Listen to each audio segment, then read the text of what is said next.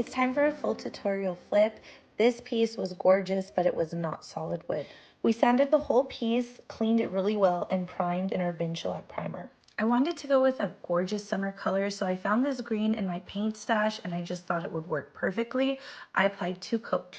After that was done, I had the perfect transfer in mind. This new transfer by Redesign with Prima is absolutely gorgeous. I applied this all over the drawers and the cabinet doors. You know me, I love my gold, so I used my gilding marker and applied it to the details. I wanted to add decoupage paper, so I chose the 3 center drawers in the middle. I used my gilding glue and applied this on all the drawers. I attached my decoupage paper and then I cut it where it needed to be separated. Then I added my gilding glue on top of the decoupage paper. Once that dried, I sanded off all the excess. I finished it off by adding my favorite gold eternal wax by Redesign with Prima on the detail and then added back the hardware.